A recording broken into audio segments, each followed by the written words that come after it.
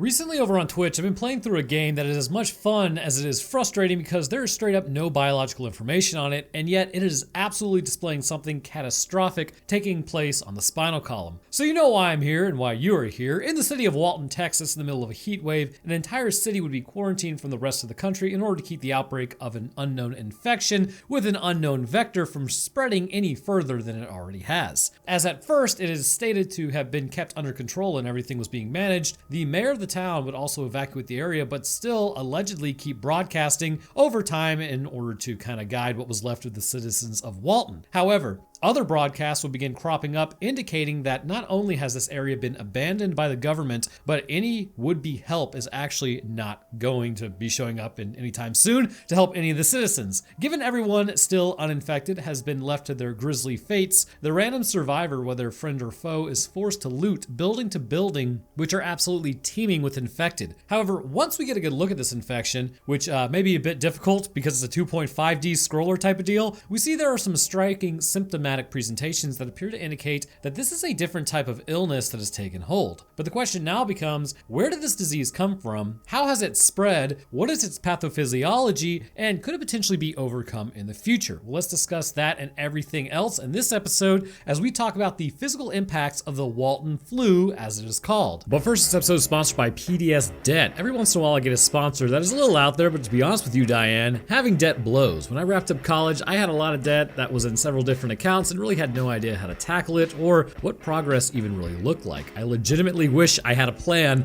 laid out in front of me to pay it back, and that's where PDS Debt comes into play. No one really wants to think about it, but the cold hard reality is we all get into debt from time to time. It is the nature of the beast, and today you're about 30 seconds away from being debt-free. Get your free assessment and find the best option for you right now at pdsdebt.com/Roanoke. That is pdsdebt.com/Roanoke. And for a third time, pdsdebt.com/Roanoke. If you're making payments every month and your balances just aren't going down, the PDS does have solutions for you. If you're over like $10,000 in debt, you qualify. And let's say your credit is totally screwed, and that means like bad or fair credit, that's accepted as well, with everything being paid down at a fraction of the time. They work with you to personalize a repayment program that helps you get on top of your debt and move towards a debt-free future. And with PDS Debt being A+ rated with the Better Business Bureau and hundreds of 5-star reviews on Google, as well as a 5-star review on Trustpilot, why not let them help you today to get out of debt? So stop living in debt. Get your free assessment and find the best option for you right now at pdsdebt.com/Roanoke. All right, let's get back to it.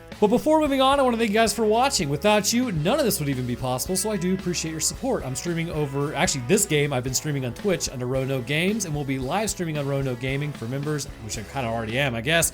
Usually I'm thinking it'll just be a game that I'm also playing, but check out Roanoke Tales channel for cryptids and true crime stuff, and check out the Discord where there's movies that we watch over there that end up here. Links for everything in the description. So I think it's important to start where we should actually always start, which is from the beginning. As you first get acquainted with Walton, well, it looks like a total crapshoot. It's evident given all of the wanton destruction. I get it because it's close to Walton. Anyways, thanks for unsubscribing. Anyhow, as you view the landscape as it pans through, it's clear the entire city has been given up on. This outbreak would have reached critical levels at some point in the near past, and this entire area would have been, like, or at least everybody who was supposed to be taking care of this, would have retreated out, leaving local law enforcement to just deal with the mounting problems. Everyone would do what they typically would do, or at least have done, as the infected numbers continue to rise, and with those numbers, the level of violence, or at least perceived violence, would have risen as well. But the reality is, as the infected numbers began to soar, it's not really violence, it's just instinct driven by something else. Anyways, they would have gone to the police station, which turns out to be a really bad idea. The infected, shambling masses would move through areas at first, attacking anything that they see that was not infected. However, as the heat wave would persist and the number of humans who were non-infected dwindled down to possibly even just a handful of people, an interesting trait would begin to crop up within those that were infected. They would begin to enter what appeared to be a form of hibernation. However, by this point, it's clear that all local services were overwhelmed, meaning that there is no law and order anymore, and everyone, instead, within this city, it's just basically been reduced down to a complete fight for survival as the infected continue to pose a consistent and constant threat. And this is where you finally come in. Geez, took long enough. So So seeing as you have survived the initial outbreak of this infection, you will continually come into contact with the infected all throughout, no matter where you are heading. If you stay within your safe house at night, they will begin to thrash against your fortifications, causing massive amounts of damage to it until eventually breaking through if you do not properly address it. And if you want to know why Frank does not go outside anymore, follow me on Twitch at Roanoke Games, and you can see how ridiculous this man is. He can only carry like 2 pounds, having been what appears to be a firefighter, my brother in Christ. What? Anyhow, as you continue looting building after building and failing in the task every time of keeping Tracy and Wayne alive, I don't know what their problem is. They do not want to survive. It becomes apparent that the symptoms of this infection are not like many others that have been seen prior. Should it have just been a viral outbreak of something that infected everyone, how would this explain the growth placements that could be seen as well as the behavior of those infected? You are correct, it likely can't. Well, unless it's absolutely breaking genes and creating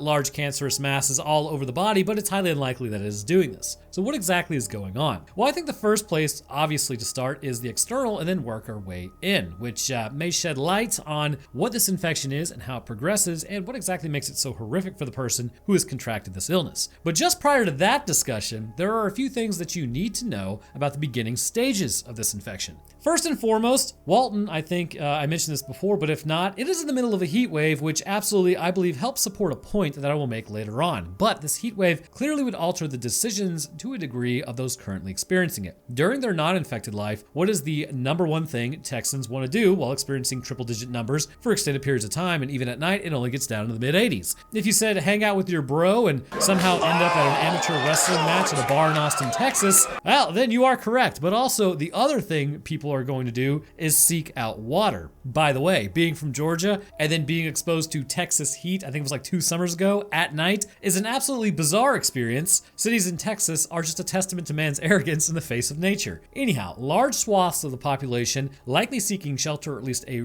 reprieve from the heat, would be drinking more water, obviously, and entering several water sources that they might not normally enter just to cool themselves down. This large pool of aquatic resources, I believe, is the main issue. The water itself appears to contain something that exposed a large amount of the population to an infection source that would then go on to induce this issue. Given that Walton is a coastal city, you think they could have gone to the ocean, or at least, so I'm thinking it must not be like right there, but it must be relatively close as stated. But we do know rivers run into the Gulf. However, given that it's only Walton that appears to be experiencing this issue, this would likely indicate that this is not really an upstream problem, as other cities and towns were not found to be experiencing an outbreak of their own. Because of this, it is very likely the infection took place within the city limits, but also upstream of a purification plant, as it would be disseminated to many other areas. It's a pretty standard idea that is not too much of a logical leap to actually make. There is a theory out there that the infection may have actually originated from a nearby prison. The issue is it's really hard to confirm any of this to actually be true or not, given that the game is still in early access, but here's what I can say. Given that the infection is found nowhere else upriver, and the fact that it appears to be just this city that is contending with this problem, this would tell me that it's not a natural infection. I suppose the creation of zombies, or as I am 98.7% sure, the creation of infected, would sort of clearly indicate that. Anyhow, don't think about that statement, but due to its proximity to a city, it's a small area of influence, and its effects, this is most definitely an infection, in the immortalized words of Cortana, is not natural but artificial, which means someone must have built it. However, until we get more information, its creation is not so much important, but the effects it has on the human body is catastrophic. Now, it may be hard to tell with scrolling and looking for scissors and tape the whole time, but I think the promo image actually highlights we are not dealing with something that is a virus or a bacteria. As we look at the body and the state that it's in, I'm inclined to believe that this person is falling apart, not from some issue which would be related to like an immune response. I mean, I guess it's partially true, but we'll kind of get to that point in a minute. But mainly, they are being overtaxed concerning nutrition, so the body is having to turn on itself to stay alive. As we look at these infected, we see several things. First, a lot of them have already burned through a lot of body fat. Being more lithe in general, it could be because it's the 1980s and there may have been less obese people back then, as the food was a little different. Of course, having looked that up, maybe not, as fast food culture actually began to rise around this point, but that just further proves the point that those infected are burning through caloric resources at an increased rate. I love it when a plan comes together. As we continue to observe the infected, whether in a mobile or catatonic state, we can see the body itself, even while burning through fat reserves, has other symptomatic presentations that tell us what's happening internally. quickly. The skin of a person who is infected is typically gray in coloring, and this would indicate that blood flow to this area is severely hindered and the dermal layers are being deprived of oxygen, or at least enough to return back to their original tone. Blue areas can also be seen occasionally as well. We can also see that typically the hair on an individual's head has almost completely fallen out, and this shows that the body is under a tremendous amount of pressure. Hair falling out can be a sign of high cortisol within the body, which, as we know, is the stress hormone. It's also equally possible that due to the skin not receiving oxygen in high enough amounts, the hair follicles themselves are dying, allowing for the hair to just fall away. Also, lack of nutrition can make your hair fall out. We saw that, I believe it was World War II POW camps. People would go bald all the time because they just did not have enough nutrition. So as we continue to focus in on those moving, as we will get to the catatonic ones here in a moment, we see that they appear to have like this spasmodic movement when they do move, but also if you look at their hands and legs, it shows that likely there could be brain damage to a degree, or at least they are exhibiting something similar. If you didn't know, there are two posturings that the human body likes to engage in for different reasons depending on where the damage has been incurred. These are known as decerebrate posturing and decorticate posturing, also known as, like, instead of posturing, just say rigidity. It doesn't matter, but decerebrate rigidity involves the upper and lower limbs being extended, so it is called an extensor. And this would typically mean that damage takes place all the way to below about the midbrain, which means it's highly unlikely that there's going to be a good outcome from this. And once you adopt this posturing,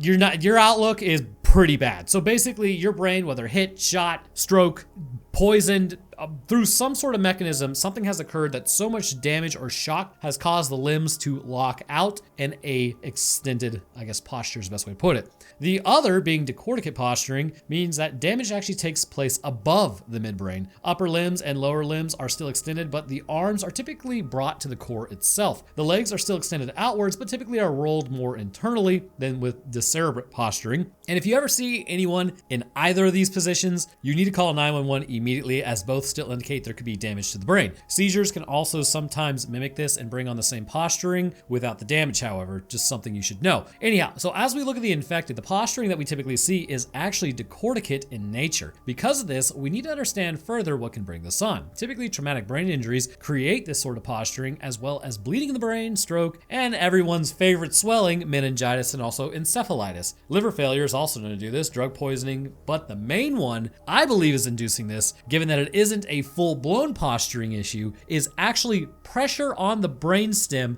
and brain tissue mimicking like a TBI. Like, just because there's pressure doesn't mean that the brain tissue is actually dying per se, but it is mimicking it. So as we look at those infected, the hands in many may be drawn up to their chest or flexed towards the chest in one way or another. This means there is pressure on the brainstem creating damage, very likely creating damage, that is also causing this posturing as we've discussed. And this will keep these muscles locked in place and decrease the ability of the arms to move in general. As they do move, however, it is a shambling, unsteady gait that even when running, they have an issue of coordination. And I would be at first inclined to believe that it could be damage to the primary motor cortex located in the dorsal portion of the frontal lobe, more specifically in the precentral gyrus, but the posturing actually shows what's really going on, which is further supported by other observations. You cannot hear it, but I can, and let me tell you, brother, you are now manually breathing because of it. You can't keep getting away with it! So as you approach those that you are like, whether they're really standing or walking around aimlessly or laying on a couch and just stagnant in one area, the breathing is either at a hyperventilating level, gasping sound, or it sounds agonal. And this indicates that something is very wrong with the brainstem. The brainstem is where breathing is coordinated, and it's an autonomic function, meaning that it should be taking place on its own. However, it clearly has the body getting to the point where they are becoming hypoxic, which means for one reason or another, the brainstem is no longer coordinating the actions of breathing correctly. How I assume this to be happening is the body has a way to measure oxygen by measuring the buildup of carbon dioxide. However, it cannot really measure oxygen or carbon dioxide levels. Really, it's measuring bicarbonate levels. This carbonic acid, as it builds up, will indicate where the CO2 levels are at, and as these levels rise rapidly through the metabolism of the body, just engaging in its standard operation, you will breathe them out and then draw in oxygen to replace it. The body has this arrangement with the atmosphere, and so far, it's been pretty fantastic. Say that again? What appears appears to be happening in those infected is they are constantly near the point of suffocation. They will go long stints, maybe 3 to 4 minutes without breathing, where the levels will rise to the point that even their brainstem is affected, as they will start gasping and hyperventilating as their body has reached a point where it has become critical. But wait, it gets worse. No. It's pretty clear through their skin color that they are always hypoxic. If the brain was checked out and they were truly undead, it's highly unlikely that the blood would really necessarily be moving around the body to oxygenate the system properly. It just, again, wouldn't be necessary. However, from what we can see, they definitely bleed. They definitely need to breathe as well, because if you stab them in the neck with a pair of scissors, then they're gone. And this means they are alive. And as a result, we need to figure out, is the person still in there? Horrifically, based on what I can see and hear, the answer is yes. As you raid from house to house, it's easy to see the infected and think that they're just mindless, shambling creatures, but the reality is you can outright hear several of them crying. Also, the franticness at which they breathe when they finally can indicates that they are, like, quite literally panicking. This to me says that consciously they are still in there, but they are being compelled to attack, and their autonomic functions are also being hindered. Likely, they have no control over their bodies. So, what's happening? Well, given the growth on their back that appears to reach up into the base of their skull, I believe what we are dealing with is parasitic in nature, and for several reasons. Due to what may be happening actually at that prison, at least theoretically, as we have very little information on it, some sort of parasite made it into the water supply, which was most definitely created. Due to the mass draw of water during a subsequent heat wave, the parasite was drunk in mass quantities or inadvertently swallowed by people who entered the water. Once entering their stomach, it's clear it would either burrow through the stomach wall and into the bloodstream, or it may have even made it to the small intestine as well and just done the same thing, much like larval forms of tapeworms are known to do. As it did this, it's clear for one reason or another the parasite is drawn to the central nervous system of the body. Heading to the spinal column, it would then attach within the neck area. Now at first, your body wouldn't take this lying down. The immune system, specifically the innate, would be activated with macrophages attempting to engulf the parasite, with likely eosinophils, which are naturally a part of the innate as well, attempting to get a hold of the issue by releasing cytotoxic materials that can cause parasites to lyse. But it appears to not have been very effective. In fact, this is unfortunately the standard.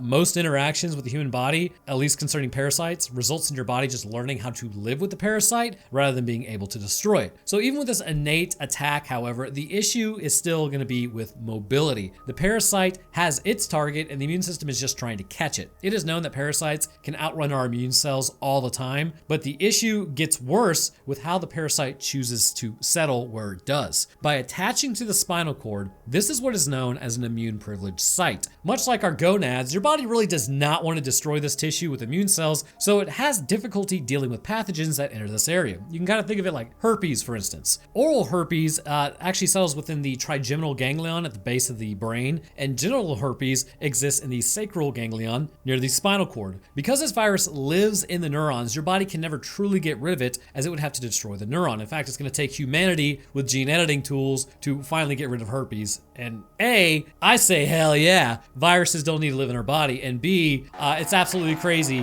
what tech level humanity is achieving at this point. Anyways, so I have no idea, just for your information, why this is a misnomer about HSV1 and HSV2, but as we do know, HSV1 is considered to be the less aggressive, and it's been said it can only be contracted orally, whereas HSV2 is way more aggressive and can only be contracted concerning your genitals. Both of those are only half right. HSV1 is considered to be less aggressive, that's true. HSV2 is considered to be more aggressive, that's true. But you can get either HSV1 on your mouth or genitals, and you can also get it in your armpit, on your forehead, in your belly button, wherever. And the same is for HSV2. HSV1 and HSV2 are two different virus types. It's just where they prefer to live that's a quirk about them. HSV1 can absolutely reside within your gear, while HSV2 can most certainly live on your mouth. So, be careful out there. Don't think that what designates them as HSV1 and HSV2 is not where they're found. What designates them is they are two different viruses. So the parasite, I believe, is doing the same thing. Once it enters this immune privileged site, it would continue to grow. It would also appear as it enters its maybe adult life cycle that, it is a helminth of sorts, which is a worm-like parasite, but we can see from the promo image that the parasite is most